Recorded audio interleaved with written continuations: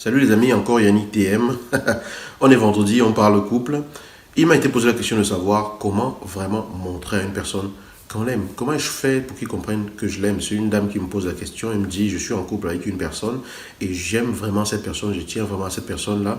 Mais parfois on se dispute, parfois j'ai l'impression qu'on ne se comprend pas vraiment. Et je voudrais vraiment lui montrer que je l'aime. Et du coup, cette vidéo, ne va pas s'adresser qu'aux dames, elle s'adresse à tout le monde. Je vais vous partager juste deux choses que vous pourriez faire déjà pour montrer à l'autre que vous l'aimez, pour faire grandir l'amour dans votre relation de couple, pour qu'ensemble vous puissiez être plus heureux, que vous puissiez plus vous comprendre, que vous puissiez plus vous communiquer. Parce que quand vous avez cette sensation-là, vous vous sentez pas bien. Vous avez l'impression parfois que voilà, vous êtes trop distants l'un de l'autre. Vous avez l'impression parfois que votre amour est un peu fragile, qu'il en prend un coup et tout. Mais ce n'est pas grave, pas de panique. Ce sont des choses que l'on peut tous ressentir. L'amour, ce n'est pas quelque chose de linéaire comme ça ou de linéaire comme ça. C'est dans un chemin de variabilité. Mais il y a une certaine constance dans le fait que l'on tient à l'autre et que l'on veut être avec l'autre. D'accord? Alors, une chose que vous pourriez déjà faire, la première chose que vous pourriez déjà faire, c'est tout simplement vous intéresser à ce que l'autre aime vraiment.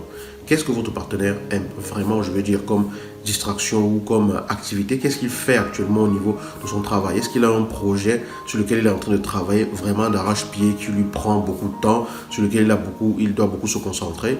Si c'est le cas, est-ce que ça vous est déjà arrivé de vous intéresser à savoir en quoi ça consiste vraiment?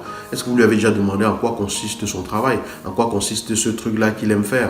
D'accord, si ce n'est pas le travail et que c'est vraiment quelque chose qu'il aime, intéressez-vous un peu à cela, discutez-en avec lui, abordez le sujet avec lui ou avec elle, hein, peu importe, abordez le sujet pour vous montrer votre intérêt. Parce que être avec quelqu'un, c'est pas tout simplement être dans l'intimité avec cette personne. C'est connaître la personne, c'est savoir ce que cette personne aime. C'est savoir ce qui porte cette personne, c'est savoir ce qui fait vibrer cette personne en dehors de vous. Vous comprenez? Parce qu'avant que vous la connaissiez, elle avait des choses qu'elle aimait déjà. Et elle avait des passions, elle avait des rêves. Donc, essayez de vous intéresser, cherchez à vous intéresser à ce que l'autre aime faire, à ce que l'autre aime vraiment. Montrez votre intérêt par rapport à cela. Partagez, d'accord, cet intérêt-là avec la personne. Mais ce n'est pas quelque chose qui vous passionne tant que ça. Le simple fait de savoir, de montrer à l'autre que ça vous intéresse, de savoir ce qu'il aime ou ce qu'elle aime et tout ça montre que vous tenez à cette personne. La deuxième chose à faire, c'est de vous demander, observez votre relation, observez ce que vous avez déjà partagé ensemble jusqu'ici et demandez-vous ce que l'autre personne vous reproche le plus souvent. Qu'est-ce qu'elle vous reproche le plus souvent de ne pas faire par rapport à votre couple ou par rapport à elle? Elle vous reproche peut-être de ne pas passer vraiment du temps avec elle alors que vous vous dites, mais on était ensemble hier soir, mais elle va vous dire non, on était ensemble, mais c'est comme si on n'était pas ensemble, par exemple. Ça, c'est un truc que voilà, une femme vous dirait, par exemple. Donc, qu'est-ce que cette personne vous reproche le plus souvent? Parce qu'un reproche cache une frustration. Ça peut cacher une frustration. Ça cache un besoin que cette personne voudrait voir assouvir, mais il ne sait peut-être pas comment vous le dire. Elle ne sait peut-être pas comment vous l'exprimer. Et du coup, elle va vous le reprocher, cette personne. Elle va même vous attaquer par rapport à cela. Elle va vous dire que ouais, tu es toujours comme ça, je ne peux pas compter sur toi, tu es toujours comme ça, tu n'es jamais là, etc. C'est sa façon d'exprimer en fait cette frustration-là. Mais au lieu que ça s'enflamme et que vous vous énerviez, demandez-vous plutôt ce que cette personne essaye de vous dire derrière ça. Qu'est-ce qu'elle essaye de vous exprimer comme manque chez elle? Elle essaie de vous dire qu'il lui manque quoi? Elle essaie de vous dire qu'elle a besoin de quoi? Donc, apprenez à décoder le besoin derrière une frustration, une plainte de l'autre. De quoi est-ce que cette personne se plaint le plus souvent? À partir du moment où vous mettez le doigt sur ce dont cette personne se plaint le plus souvent, vous analysez pour comprendre ce qui se cache derrière cela comme étant le besoin inassouvi que cette personne n'arrive pas à exprimer. Parce que lorsqu'on exprime une frustration par une violence verbale, par une attaque verbale et tout, ça veut dire qu'en fait, on n'arrive pas à se calmer et exprimer en fait à l'autre que j'aimerais que les choses soient plutôt ainsi. Mais on reproche plutôt à l'autre qu'elle ne le soit pas. Tu vois? On va reprocher à l'autre de ne jamais être là, alors qu'on pourrait tout simplement lui dire, j'aimerais que nous passions peut-être plus de temps ensemble. Quand pourrions-nous par exemple passer du temps ensemble? Ou alors proposer en disant, je pense que tel jour, j'ai pensé que tel jour on pourrait faire telle chose ensemble. Vous voyez? Donc, deux choses comme ça qui peuvent vraiment faire toute la différence parce que c'est vraiment la base, c'est vraiment très important.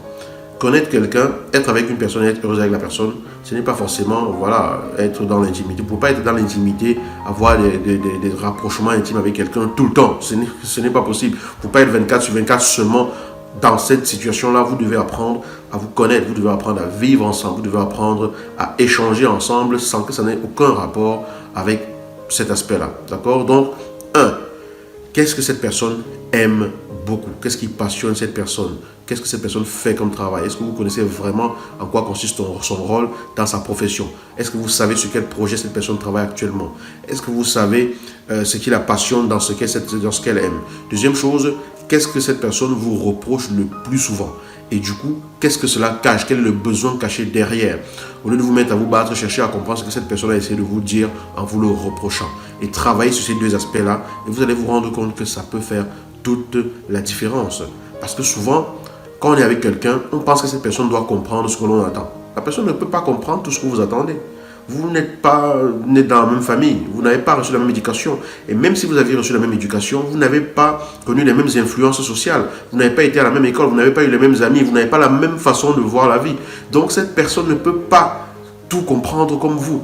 De la même façon que vous, je veux dire. Elle ne peut pas forcément attendre les choses comme vous les attendez. Et en plus, vous êtes une femme et elle est un homme. Ou alors vous êtes un homme et elle est une femme. Et vos façons de percevoir les choses psychologiquement est fondamentalement différente. C'est fondamentalement différent. Le fonctionnement n'est pas le même chez les deux. D'accord? Donc il faut apprendre à comprendre le fonctionnement de l'autre et se positionner par rapport à cela. Maintenant, il y a une erreur fondamentale qu'à mon avis, il faudrait éviter de commettre. C'est de se compromettre soi-même dans ses valeurs les plus profondes. Ça veut dire que ce n'est pas parce que vous allez vouloir vous rapprocher de l'autre que vous allez renier vos valeurs profondes et qui vous êtes.